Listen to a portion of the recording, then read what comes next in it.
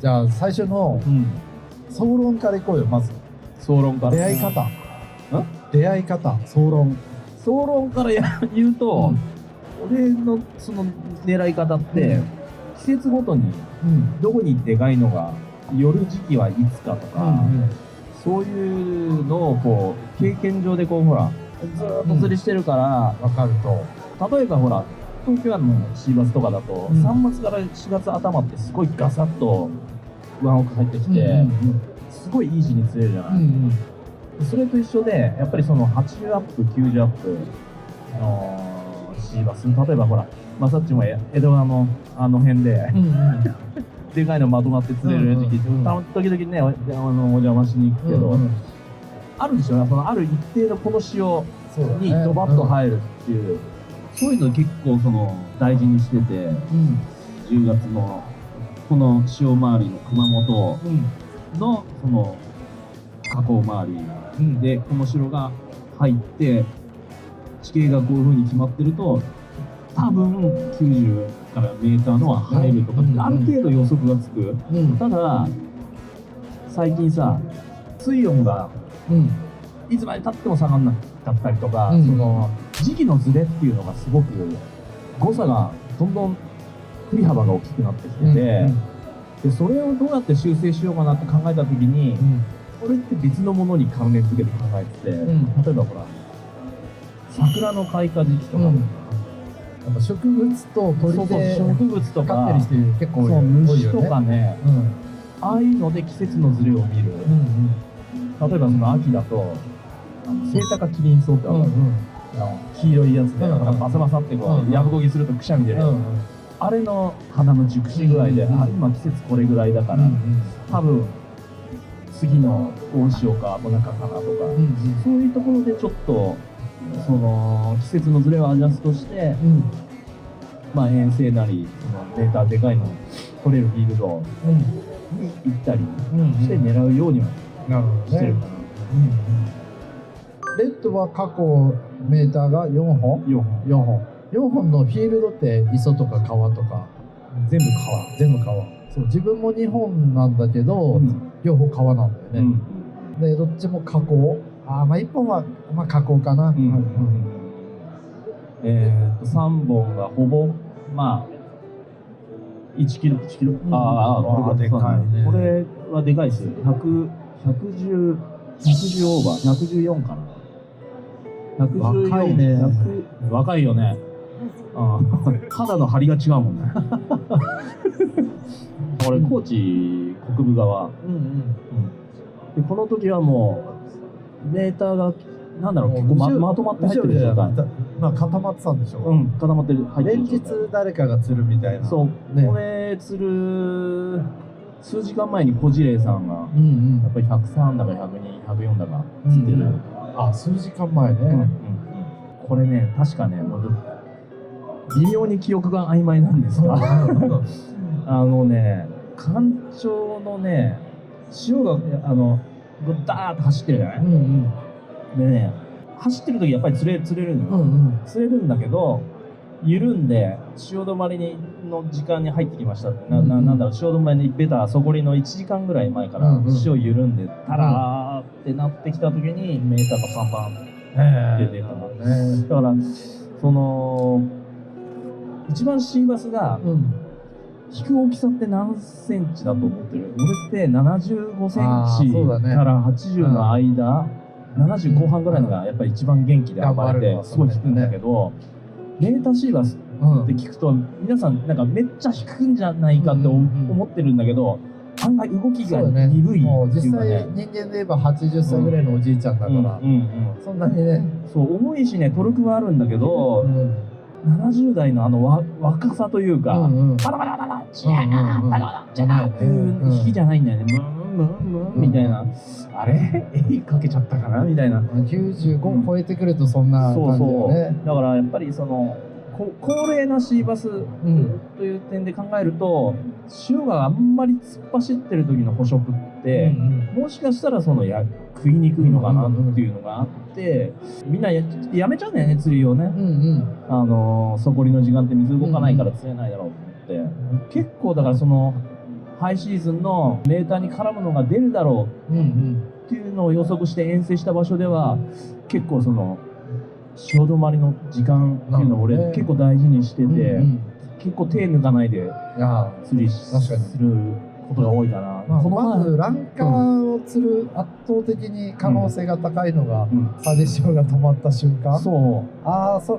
終わりってとこで、ウェイディング勢なんかみんな帰っちゃったりするタイミングの、ちょっともしかしたらなんかそこにアデシオが刺してるのかもしれないとか、止まったタイミングだよね。なんかね、まさにその一昨年メーターを熊本で釣った時に、いいもの久田君と何人かいいものメンバーとちょっと残って釣りをしてて、で久田君が90アップ、やっぱ潮が走ってる時90アップ釣って、であと85ぐらいのが出てたのかな。で俺ちょっとなんか収録みたいのがあって釣れてるよって連絡入っていったら、もう潮が緩んでてドヨーンとしてる状態で、もうみんななんか上がってきて、ちょっと食い止まりましたねなんて言ってる状態だったんだけど、いやこれはこの時間帯なんだよなって一人でズカズカズカってもうまさに出会い方泥の干潟だからさ、すごい入っちゃうんだけど、膝まで入っちゃうんだけど、一箇所遠くから見ておぼろげに水と干潟のラインがこうあって、ここだけね多分ね水で隠れてんだけど、背が出てる感じの流れ方をしてて、ここの多分この背のこの、ここの部分届く範囲で流れがあったと。背っぽいのがよれというか潮目で判断する感じ、潮目でね、ここでさーってちょっと流れがここだけ残ってね、この浅いところでさ、流れが絞れるから、ここにちょっと流れのよれができるんだけど、あそこもし作んならあそこだろうなと思って、そこ入ってもう割とすぐかな、5分ぐらいでなんか引っ掛けた感じの当たりが来て、でかいなと思って、もういつも通りゴリゴリ上げて、でもうこのちょうど1メーターか2メーターぐらいね、ガタが出てて、ここで立ってて、で無理やりグーって上げたらここだけ顔がニョンって出て、ただこっから先はズブズブなのよ。もう多分太ももまで入っちゃうような感じで、こっからが大変だったね。どっちかっていうとね、あと1メーターあと1メーターもうソリのようにグリグリこう引っ張って上げて、なんか似てて、自分が2本目のメーターだった鹿児島の川で取ったメーターシーバスがいるんだけど、その時は大野由紀と一緒で、あとうちの達郎一緒で3人で干潟に入ってて、でそこはだだっ広い干潟なんで、潮位でもう流れの筋がバンバン変わるの。大きく2つあるんだけど、その中でもちょろちょろって流れるんで、自分はその一番太いとこずっと打ってて、3時間ぐらいノーバイトで、大野池はなんかたまにまだなんだスマホの時代じゃないからデジカメが光るのが見えるんで、でも大野池はその流れどんどん探しながらやってて、あいつ結構もう何本か取ってんなと思いながら、でも自分はその別れる前の太いとこずっと打ってたけどダメで。でやっぱり反応を取り行きたくなったんだけど、じゃあ何のために鹿児島来たんだってでね、復活ってもしょうがないなと思って、一発出ないかなって言ってたところで横で達郎が93だったかと思って、やっぱこのラインにはいるって確信持って、ずっとやってたら大野駅が反応なくなったって思ってきて、何本取ったのって言ったら10本取ったっつって、でも20センチから70ぐらいまでっつって、11本かっつって、いや俺もそっちの釣りも楽しそうだったなと思いながらやってるうちに潮が止まって、もう真ん中だけさらーって、風もない日だったからもう鏡みたいな水面で、でもアップでそのウェイク系流してたら、穴がボーンってなって合わせたら、でも全然走らないで重いだけで、でも寄ってきたらメーターオーバーだったんですね。だからやっぱ潮止まり、それからやっぱね、先に流れてる時間に90アップが出てるような、そのラインっていうのかな。多分レッドが言うようにおじいちゃんだから、早い時はあんまり食えてないか。多分ね、そんな感じははするよね、うんそのなんか立証されたわけじゃないけど、まあ楽なのだけ食べるっていう感じなのかもしれないね。まあね、やっぱりあれだよね、そういう釣りばっかりしてると、バトルの時にね、余計な邪念が湧くんだよね。ここで一発なんかこうでかいのかっこよく釣ってやろうとか、なんか欲が出ると大体負ける。バトルの場合は釣りが出たらダメだよね。隣の人に釣り勝とうと思っただけで崩れるもんね。そう。あれは難しいところだよ。結局その潮の早い時間に数をパンパン重ねてこうした方がバトル向きな戦いではあるんだよ。もう俺はそれ気づくのが遅くて散々マサッチに負けたからね。どうしたらバトルはもうね、全然今日のテーマじゃないけど、バトルはもう1匹でもいいからどんどん釣っていくことが大事で、やっぱペース掴んでいけばなぜかサイズもついてきたりして、まあでもあれはメーターを釣る釣りじゃなくて、いいとこ70までで、プラスその差がつくことで相手側のメンタルが崩れるから、さらにね差がつきやすくなるっていうことだけど、逆に本当メーター取るときは、あえてその自分の釣りを貫かないとなかなか厳しいかな。そうでしょうね。でやっぱ加工、全国的な定番は全国どこでも加工だよね。加工の干潮と、あとは結構メーターを取ってないけどやっぱ80、90の確率で言えば上げ出した上げ3部って言われる、自分の中で基準になってるのは干潮時刻から1時間半後っていうのをすごい大事にしてて、大体40分ぐらい経つと流れはないけどちょいが上がりだして、で1時間半後ぐらいに一番そのブワーって最初の一押し来るタイミングで、自分は東京湾だけどそこで干潟で90アップは多分もうそこそこ100本近くはかけてると思うんだけど、で帰るタイミングでもあってもうそこは時間との争いで、でももうこの城入ってなんか広瀬ブンブンしてる時は、ちょっと帰りチンするけど行くかみたいな感じで仲間と話してギリギリまで残って、でまあギリギリって言いながら結局最後のなんか、エントリーしてすぐのところで。チャンネルっていきなり深かったりするじゃん、そこだけやっぱりあーって水入っちゃってみたいな感じで濡れて帰るってあったけど、あったっていうかいつもそうなってたけど、ちなみにマサッチさ、こういうメーターのシーバスってオスだと思う、メスだと思う？メスだと思う。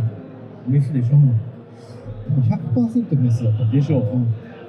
大体そのなんだろう、分からんよ。俺も全部釣ったのメスなの。で、その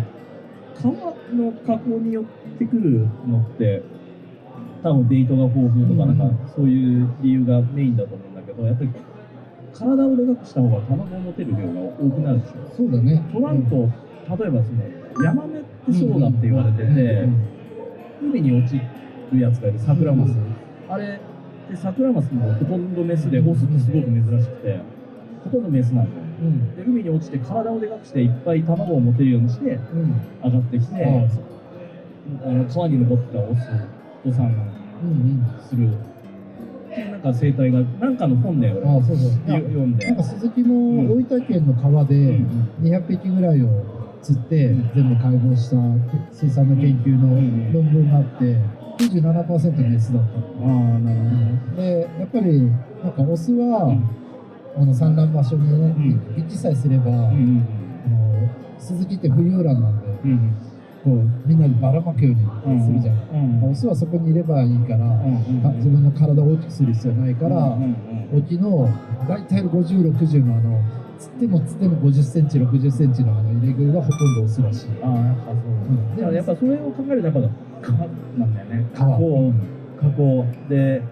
大物川とかさ、米代とか。100キロぐらい登るんだけど、100キロ上とかで釣れるやつもやっぱり70、80、90なかなか釣れなくて、多分そのメーターがその大きくなりすぎちゃうと、その水流に居つけないんだよね。だから結局その下流の方にでかいのが止まるっていう現象で、加工でメーターの出現率が高いんじゃないかなと。やっぱり川も上流部まで行くと育ち盛りのまだ元気な、まあちょうど80前後とかがあって、それはわかるかも。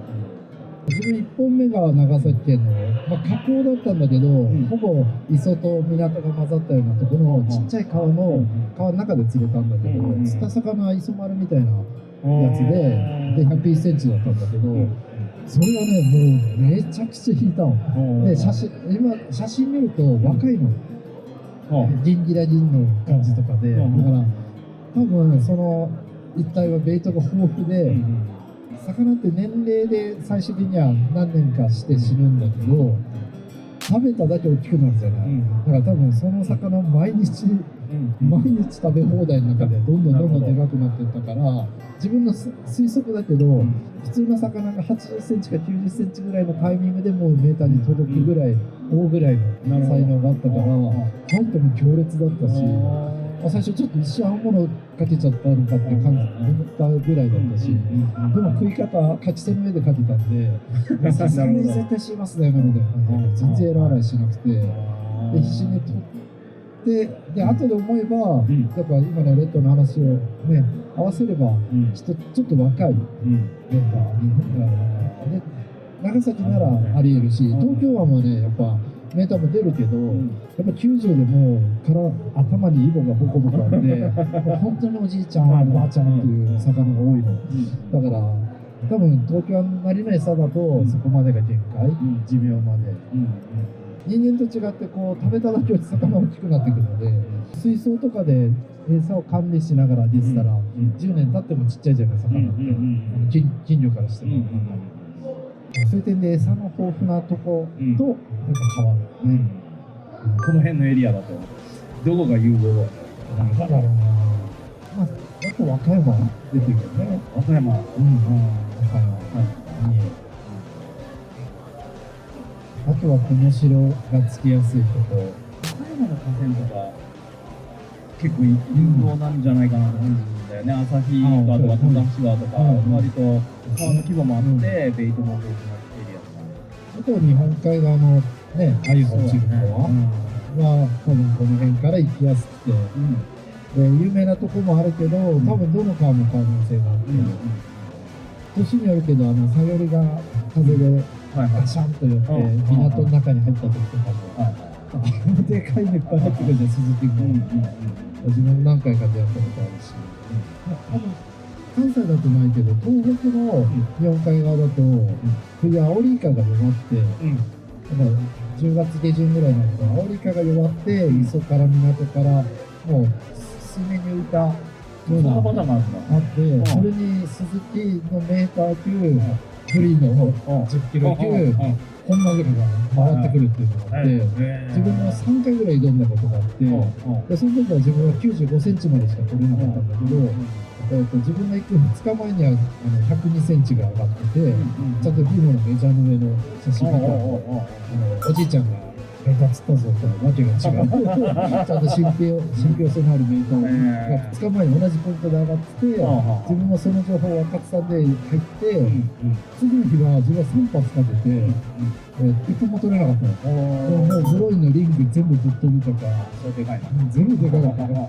どうしようもなくて、で次の日帰る予定だったんだけど、飛行機遅らせて、強化リングとか全部変えて、で挑んで95を取ったんだけど、95まで。でしかもその95は前の日より全然引かなくて、悔しいみたいな。これじゃなかったみたいな。それはアオリカパターンで、だから夜が明けた後、届かないぐらいだけど、本マグロがもう誰かが冷蔵庫上から落としたような、ドーンって感じで、そんな場所もあったり、あれも多分メーターにとても近い。で実際そういう釣りやってる人は、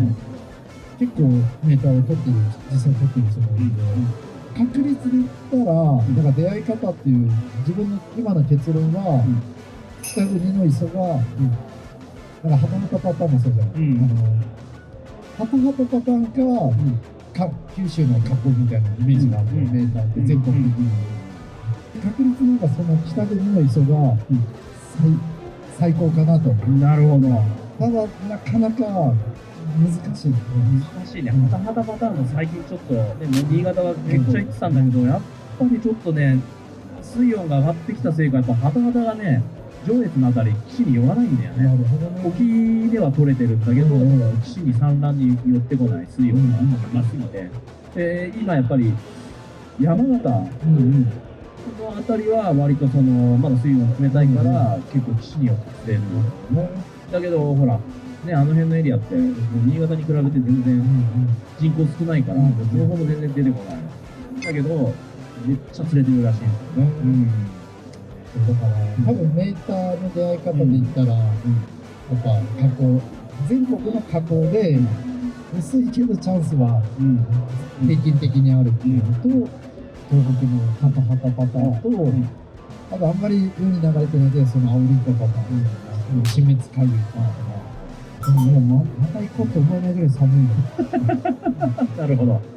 じゃあ最後にマサッチ、じゃあどこでメーター釣りたい？次1本釣るとしたら。まあそれは東京は。まあそうだよね。96センチを4本取ってて、それが自分の東京湾の記録なんだけど、もう毎回96で終わるんで。まあ、なんとかあと4センチどうにかなんないのかな。いや、本当なんとかなんないからね。ちょっとこうやって振ったら伸びんじゃねえかみたいな感じするけど。でね、去年うちのブルブルのテスターの富山君がブルーインの1、2号で、なんかバチ抜けで、ちょっとライズがポチポチしてたんで、ちょって投げたら、102センチかなんか取ってて、東京湾でそんな簡単に飛んないでくれよみたいな。YouTube 主体にやってるんだけど、ブログ一生懸命やってた時は、メーターオーバーを求めるみたいなシリーズがあって、で12月めちゃくちゃ頑張ったけど、結局96頭に9ジャンプ8本とかで終わって、でも多分1月のこの日とこの日絶対いいんだけど、俺フィッシングショーで行けないんですみたいな感じで、なるほど。やったそのブログ見た人が、やる気スティックで104センチ取りましたっつって、写真付きで E メールくれて、フィッシングショーの真っ最中に、初めて人の DM に殺意を覚えた瞬間。嬉しさ3割、悔しさ7割、やっぱり出たっていう。それをね、自分で言ったから釣れるもんじゃないのが、メーター級のね、鈴木だけど、なんか嬉しさもあるけど、やっぱ生ききれないなみたいな。じゃあレッドまでも。いや、やっぱりね、地元で釣りたいよね。僕はね、やっぱり利根川かな。利根川、毎年やっぱりね、メーター出たっていうのはね、何回か聞くし、河口からね、20キロ上の汐留の河口駅があったけど、まあ、20キロの区間で実質、まあ、全域河口ぐらいの感じで、エリアだから、20キロ区間はどこでもチャンスがあるんですよね。けどやっぱなかなか釣れないよね、やっぱり。まったりした20キロだから、背がね、バンバンあるわけじゃないから、ちょっと運の要素が運の要素もあるし、まあでも最近ね、雨が増えたから、ね、あっちの霞の方から魚ね、入ったりするし、まあメーター釣ってる人たちの傾向はあるんですよ。やっぱりね、10月の、まあ、時期でいうと秋だね、10月から11月に入る時期と、まあ、イナッコについてる。イナッコについてるやつが多いかな。ワカサギなんかも結構ベイドになるんだね。ここにワカサギが来るの。なかなかあそこは面白いっていう。はい、ではそろそろお時間になりましたので、とりあえずお二人ともありがとうございました。なんかね、参考になれば嬉しいです。はい。